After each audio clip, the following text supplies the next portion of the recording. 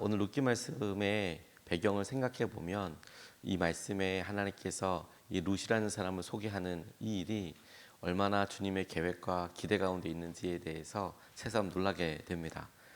룻기는 룻에 대한 한 여인뿐만 아니라 나오미의 삶을 비교하기도 하고, 그리고 그들에게 하나님께서 약속하셨던 약속의 땅에서의 삶의 일상 한 부분, 가장 연약하다고 할 수 있는 사람들의 한 모습을 우리에게 그대로 보여주고 있습니다. 과장하지도 않고, 그리고 그들 가운데 있었던 일에 대해서 마치 우리가 일상을 경험하듯이 어려운 시기에 우리에게 당면한 일들 앞에 우리가 마주하듯이 룻기가 보여주고 있는 상황은 그들 가운데 있었던 기근과 그들 삶에 만났던 여러 불행이라고 보일 수 있는 어려움과 고초들에 대해서 살고 있는 그냥 일반적인 사람의 한 모습을 보여주고 있어서 공감이 되는 부분이 퍽 많다고 싶습니다.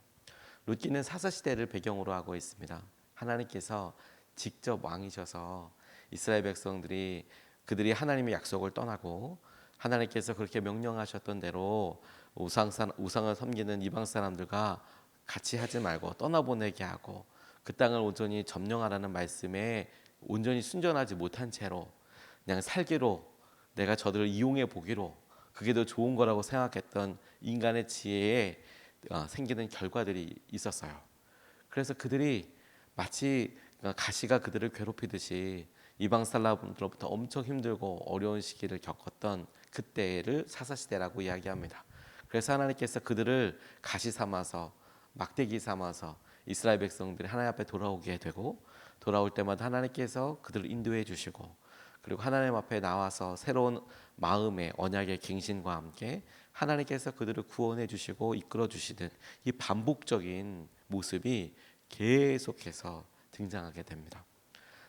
총 12명의 사사가 대표적으로 나와 있고, 역사적으로 12명만 있었던 것은 아니고 12명의 사사들이 대표적으로 나와 있고, 그리고 그 사사들이 그렇게 될 때마다 하나님께 떠났고 하나님께서 그들을 벌하시고 하나님께 찾아오고 사사를 보내시고 구원하셔서 다시 돌아오던 이 관계 회복이 7번이나 사사기에 쭉 등장하게 됩니다. 그건 우리 사사기를 할 때 다시 배우게 되겠지만 룻기가 바로 그런 배경 안에 같이 쓰여져 있다라는 거예요. 그리고 그때의 특징이 이스라엘에 왕이 없었기 때문에 누구에게 물어보지도 않고 자기의 소견대로 했다라는 것으로 그때의 영적인 특징을 설명하고 있어요. 이스라엘에 왕이 없었던 것이 아니고 하나님이 왕이시지만 아무도 하나님이 왕이라는 것에 대해서 주목하지 못했던 혼란의 시기이기도 합니다. 그 가운데 기근이 임했다는 겁니다.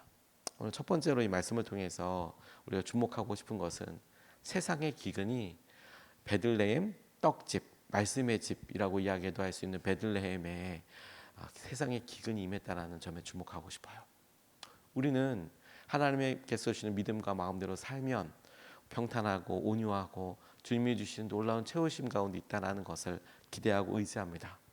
그런데 그런 약속과 사뭇 별개처럼 힘들고 어려운 시기를 다가오면 완전 거꾸로 생각하기도 해요. 어떻게 하나님께서 말씀하시고 이끌어 주시는데 고난과 어려움이 있느냐? 그렇지 않습니다. 베들레헴에도 그곳에 있었던 여러 일에도 세상의 기근이 올 수 있어요. 오늘 1절 2절 말씀을 보면 이렇게 묘사하고 있어요. 사사시대에 그 땅에 기근이 든 일이 있었다. 그때의 유다 베들레헴 태생의 한 남자가 모압 지방으로 가서 임시로 살려고 아내와 두 아들을 데리고 길을 떠났다. 그 남자의 이름은 엘리멜렉이고 아내의 이름은 나오미이며 두 아들의 이름은 말론과 기럧이다. 그들은 유다 베들레헴 태생으로서 에브랏 가문 사람인데 모압 지방으로 건너가 거기에서 살았다고 이야기하고 있습니다. 베들레헴은 예루살렘에서 아주 가깝습니다. 그래서 현재에도 예루살렘에 있는 여러 일자리들에 비교적 몸으로 하는 일, 좀 어려운 사람들이 베들레헴에 많이 살아요. 그래서 베들레헴에 많이 옵니다. 출근하는 버스들이 있어요. 그래서 성지순례를 가보면 정말 당황스럽게도 예루살렘에 하나님께서 하신 여러 일들을 보고 하지만 정작 숙소는 베들레헴에 있어요. 거기가 훨씬 싸거든요. 그러니까 당시에도 예루살렘에 필요한 여러 일들, 필요한 일손들, 먹을 것 이런 것들이 베들레헴에서 많이 주어지게 될 겁니다. 그걸 거꾸로 생각해 보면 실제 그곳에 가보면 베들레헴이 굉장히 넓은 목초지와 그리고 여러 키우기 좋은 그런 넓은 어른 땅들이 있어요. 그런데 안타깝게도 거기 기근이 왔다는 거 아니겠습니까? 엘리멜렉과 나오미 부부가 말론과 기론 두 아들을 두고 같이 사귀기에 힘들 정도라고 생각이 들어서 그들이 결정한 거예요. 임시로 가만 보니 모압이 살기 좋다는데 임시로 모압에 가서 잠깐 살아보자. 여기서 중요한 것은 임시로라는 단어에 주목을 해야겠다고 싶어요. 처음서부터 아예 이주하겠다고 한 게 아니에요. 잠깐 그렇게 살아보자. 임시로 그렇게 해보자. 임시로 그렇게 해보자. 하지만 임시로라고 했던 것이 그의 마음에 조금의 어떤 부담감을 덜어줄 수 있을지는 모르겠지만 그로 인해서 있었던 대가 지불은 만만치가 않았습니다. 그들이 떠났다고 해서 새롭게 그들에게 축복과 그런 마음이 있었던 것은 아니었거든요. 기근과 어려운 일을 스스로 선택하는 사람은 없을 겁니다. 이유 없이. 그걸 좋아하는 사람은 없을 겁니다. 근데 그들의 한 행동은 떠나는 거였어요. 하나님께서 허락하시고 주신 것들을 버려놓고 떠나는 것. 그리고 그들이 보기에 적어도 하나님이 약속하신 것보다 모압이 낫겠다. 모압이 나을 거야. 라고 생각했던 것이죠. 그 생각이 온전히 오롯이 그 판단과 생각의 기준이 기근을 기준으로 해서 중심에 두고 있다는 점에 우리도 잘 봐야 해요. 그들의 행동의 중심에 그들이 주위에 있는 가족들, 나중에 보아스와 같은 사람이 나오미와 룻을 먹여 살리는 것 같이 그렇게 할 수 있는 그에게 가족들, 친지들이 그곳에 분명히 살았을 것이고 그에게 삿사시대이니까 땅도 기업물을 짜라고 나와 있는 부분을 보면 땅도 있었을 것이고 물려받은 땅, 하지만 그것을 다 정리하면서 옮겼을 것이고 근데 그런 여러 일들의 실패와 어려움이 있었지만 결국에 그들이 한 행동들이 안타깝게도 하나님이 허락하시고 주신 것에 대해서 하나님의 공급하심보다 내가 이렇게 하는 것이 조금 더 지혜로운 거야. 세상의 지식을 따라가는 그 일에 대한 결과를 만나게 됐다는 겁니다. 흉년이 들었고 기근을 만난 것은 엘리멜렉 가정뿐만은 아니었거든요. 그리고 저는 그 땅을 떠난 것도 엘리멜렉 가정만이라고 생각하지는 않습니다. 그런 일이 있을 때 어렵고 힘든 일을 떠나게 되는 것이지요. 그런데 그것이 우리의 삶에 어느 순간에 하나님께서 주신 약속과 하나님께서 그 약속의 땅에 있을 때 적어도 우리가 하나님 앞에 기도할 때 하나님이 허락해 주시는 것, 하나님의 은혜, 하나님께서 이끌어 주시는 것에 대한 분명한 고백과 믿음이 남을 수 있지만 그런데 그것을 떠나는 순간서부터 자신의 마음도 점점 멀어진다는 점이에요. 성경에 비슷한 이름들이 많은데 그 중에서 이렇게 말씀을 읽고 인용할 때 헛갈리기 쉬운 사람이 롯이 있습니다. 룻이랑 비슷한 롯이 있습니다. 완전 달라요. 룻은 여성이고 롯은 남성입니다. 살던 시대도 달라요. 룻은 사사시대이지만 롯은 족장시대라고 이야기할 수 있는 아브라함의 조카였습니다. 그들이 위치도 다르고 삶의 모습도 다르지만 한 가지 이와 비슷한 행동들이 롯에게도 발견됩니다. 아브라함이 롯에게 네가 좌하면 내가 우할게, 네가 우하면 내가 좌할 거야, 넓은 땅을 보여주면 네가 선택해라 라고 이야기할 때 여러 세상의 배경들은 그 두 그룹이 아브라함의 일행들, 롯의 일행들이 이제 사람들이 점점 부흥하니까 많아지니까 같이 있을 수가 없었거든요. 그래서 다툼이 일어나서 나누기로 된 것인데 그런데 룻이 이렇게 들어보니까 창세기에 보면 와 저쪽 땅이 정말 좋아. 그가 보았던 땅은 소알 지방이었고 그 땅에 물도 넉넉했고 소돔과 고모라를 멸하기 전이었던 그 땅이어서 살만해 보여서요. 그래서 그리로 자기가 선택하겠다라고 생각합니다. 처음 봤을 때 그곳은 성경의 묘사를 인용해 보면 여호와의 동산 같기도 하고 이집트 같기도 했다는 거예요. 좋아 보였다. 그래서 그리로 갔습니다. 그게 잘못한 겁니까? 아닙니다. 선택을 한 거잖아요. 그렇게.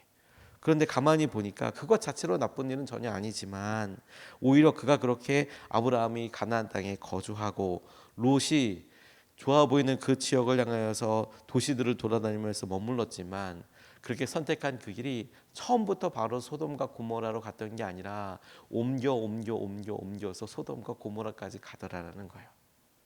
여기서 주목할 것은 선택 자체가 소돔과 고모라로 가겠다고 결정한 게 아닌데, 우리의 삶의 기준 중에 한번 용인해버리고 허락해버린 그 일로 인하여서 그가 한 걸음 이 정도 괜찮아, 이 정도도 괜찮겠지, 이 정도도 괜찮아, 이 정도도 괜찮은 거야 라고 하다가 결국에 정신 차리고 보면 소돔과 고모라에 가 있는 일이 있더라는 거예요.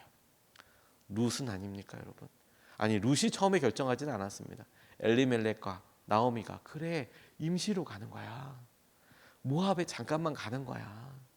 그 땅도 널찍이 보면, 널리 보면 이제 아브라함 시대부터 내려오게 되는데 모압이 대표적으로 롯의 후손 아닙니까? 암몬과 모압이. 그래 거기도 널찍이 따져보면, 널리 따져보면 우리 가족이야. 그래서 그리로 가요. 근데 가고 했던 것들이 결코 좋은 믿음의 방향이 아니다. 의인은 믿음으로 말미암아 살리라라고 얘기하실 때 뒤로 돌아보는 것을 하나님 좋아하지 않으십니다. 앞으로 나아가는 믿음과 은혜와 세상의 기근 가운데 주님 온전히 붙잡을 수 있도록 마음을 다하였으면 좋겠습니다. 그리고 두 번째, 오늘 본문 말씀에서 우리가 보게 되는 것은, 그래서 만나게 된 결과 가운데 안타까운 것인데 우리가 우리의 삶에서 꼭 붙잡아야 될 중요한 일이기도 한데, 세상의 기근은 여러분 어쩔 수 없이 만나게 되지만 사랑의 기근은 어떤가 싶어요. 엘리멜렉과 나오미 그들이 떠났는데 그들이 만난 롯에게 있어서의 소돔과 고모라처럼 그들에게 방면한 모압은 만만치 않았습니다. 근데 그 모압 땅에서 그들이 더 큰, 정말 큰 태풍과도 같은 일을 만나게 되는데 그것은 사랑의 기근이었어요. 사랑할 사람들이 다 죽어갔어요. 3절에서부터 5절까지 말씀이 사뭇 덤덤하게 이야기하지만 이 일의 결과들은 덤덤하지 않았어요. 엄청 아픈 일이었습니다. 이렇게 나와 있습니다. 3절에 그러다가 나오미의 남편 엘리멜렉이 죽고 나오미와 두 아들만 남았다. 두 아들은 다 모압 여자를 아내로 맞이하였는데 한 여자의 이름은 룻이고 또 한 여자의 이름은 오르바였다. 그들은 거기서 10년쯤 살았다.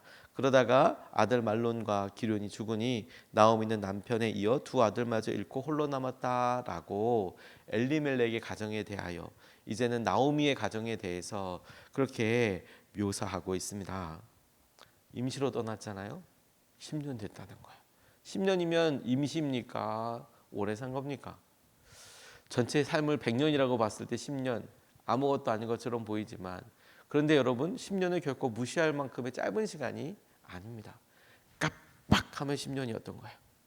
처음부터 거기서 살겠다는 게 아니라 10년이면 적어도 10번 농사에서 거둘 수 있을 시기이고, 10년이면 적어도 그 어려운 시기 가운데 그 여러 가축들을 가져갔던 것들의 큰 변화들이 있죠. 우리나라에는 10년이면 강산도 변한다고 하는데, 근데 여러분 정말 놀라운 것은 뭐냐면 임시로 갔는데 왜 엘리멜렉과 나오미는 그들의 생전에 다시 이스라엘로 돌아오지 않았을까요?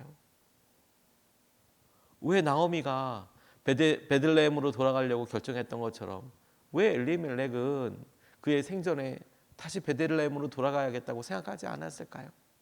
그게 우리 삶이랑 닮아 있다는 거예요. 그게 세상의 기근을 피난 사람들이 롯의 이야기처럼 떠나서 소돔과 고모라까지 갔다라고 이야기하지만, 우리도 하나님께서 하신 약속과 말씀을 떠나서 했다가 금방 돌아갈 거라고, 금방 저실 차면 될 거라고 하지만 어느 순간에 10년이 된다니까요. 그리고 그 10년의 결과가 뭔지 아십니까? 세상의 기근이 어떻게 됐는지, 그래서 그때 있었던 가뭄과 어려운 일들이 어떻게 되었는지 주목하기보다 오히려 역시 카메라의 시선과 하나님께서 우리의 삶의 시선을 쓱 바꾸듯이 비춰준 모습이 뭐냐면 사랑이 기근이 없어졌어요. 그게 말랐다는 게 아니라 사랑할 대상들이 없어지기 시작한 거예요. 엘리멜렉이 죽고 말론과 기륜이 죽었어요. 그래서 여성들 셋만 남았다라고 이야기하고 있습니다. 이건 당시의 삶으로 봤을 때 아무도 주목하지 않는 정말 연약한 사람들만 남았다라는 거예요. 그리고 그 정도까지 됐으면 그들이 가지고 있는 재산은 스스로 지킬 수 있는 방법도 없고 삶에 있어서 가장 바닥을 경험했다라는 것입니다. 근데 여러분, 이 사랑의 기근이 온 동기, 제일 처음의 동기는 뭡니까? 세상의 기근을 떠나서 그들 삶대로 지혜대로 살아보겠다라는 노력이 사랑의 기근을 만나게 되더라. 이것이 우리에게 중요한 도전을 준다고 싶어요. 우리 가운데 여러분, 우리가 원하고 원치 않았지만, 아니 간절히 벗어나기 원하지만 세상의 기근을 만날 수가 있어요. 근데 그런 기근에 우리가 만나게 됐을 때 하나님을 바라보고 의지하고 하지만 적지 않고 힘들고 어려워서 잠시라고 임시라고 생각해서 잠깐 보았던 그런 일로 인하여서 분주하고 바쁘고 성공하고 살 것처럼 보여서, 근데 결과를 보고 나니까 하나님께서 집중하지 못하고 잠깐 나갔던 그 길로 인하여서 생긴 결과들 중에 제일 안타까운 것은 더 가난하게 되었다는 게 아니라 사랑의 기근이 오게 된 거예요. 그게 가장 아픈 일이죠. 그리고 우리가 기도해야 될 일이기도 합니다. 하나님, 우리 삶에 어렵고 힘든 일들이 빨리 끝나기를 원합니다. 오늘도 우리 같이 기도하고 우리의 삶에 대해서 하나님 앞에 우리의 형편을 아뢰고 구하겠고 또 반드시 더 열심히 그렇게 해야 하면서 동시에 하나님, 우리의 어려운 형편에 사랑이 마르진 않게 해주십시오. 사랑이 마르진 않게 해주십시오. 저는 이런 상담을 한번 한 적이 있었습니다. 아버지께서 경찰 간부였는데 건강상의 문제로 은퇴를 앞두게 되었다는 거예요. 망막 색소 변성증이라는 안타까운 그런 병이 있는데 시야가 점점 이제 좁아들어서 결국에는 시각이 없어지는 그런 안타까운 병에 이제 아버지가 걸린 거예요. 어머니는 미용실을 하고 계셨고, 근데 두 분이 평소 때 나이가 점점 들면서 이렇게 하지만 바쁘니까, 아버지가 워낙 바쁘고 그러시는데 몸이 이렇게 점점 힘들어지니까 두 분 사이에 어려움이 있었다는 겁니다. 아버지는 점점 자신의 건강에 너무 힘들어지고 두려워지고, 그러니까 가족들한테 막 말을 좀 곱게 해주지 않고 조금 막 이렇게 함부로 이야기하기 시작하고, 어머니는 또 거기에 또 리얼하게도 같이 그냥 날 것 그대로 반응하기 시작하고. 근데 이게 점점점 그러니까 꽤 오랜 기간 동안 그렇게 막 가정이 힘들고 어렵고, 그러니 갑작스럽게 시력이 없어지는 것 진짜 안타까운 병이지 않습니까? 기도하잖아요. 기근이 임했어요. 그 가정이 그러니까 점점 어려워져요. 은퇴도 되니까 이제 뭐 예상이 막 돼요. 그런데 그런 일로 인하여서 이 청년이 와서 이야기하는 내용들을 보니까 이 아버지가 하는 말에 상처도 되고 그렇지만 정작 아버지가 꽉 붙잡고 내가 은퇴하는데 본인이 두려우니까 아무도, 내가 이거 가지고 나 혼자 살 거야, 너희들 안 도와줄 거야, 우리 따로 살 거야, 이제 이 말들이 너무 이제 힘들고 어렵게 하시는 거죠. 주위에 뭐 아내는 마음이 좋겠습니까? 걱정되고 염려되고 그렇게 얘기하는데 어느 순간에 아무 이야기가 들려지지도 않고 들어가는 것 같지도 않고, 어느 순간에 자리를 피해버리고, 뭐 남자는 남자대로 이 시선이 점점 없어지니까, 그러니까 마음에 그냥 아주 강한 마음만 남아가지고 아무도 나 도와주지 않을 거야. 그러니까 내가 장애인으로서 살 거 준비도 할 거고, 돈도 내가 아무 자녀들한테도 뭐 이거 생활비도 내가 일단 살아야 돼, 딱 이렇게 생각하게 되는 지경까지 이르셨어요. 그걸 뭐 외부의 시선으로 뭐 잘했다 못했다 어떻게 평가할 수 있겠습니까? 적어도 그 가정에 생긴 일에 그런 여러 안타까운 일들이 물리고 오해도 있었겠지만, 근데 보고 너무 안타까웠던 건 뭐냐면 기근을 만날 수 있죠. 안타깝죠. 근데 그 가운데 우리가 하나님 앞에 조금만이라도 시선을 놓치지 못하면 연약함이 가장 드러나는 부분이 뭐냐면 사랑에도 기근이 일어나는 거예요.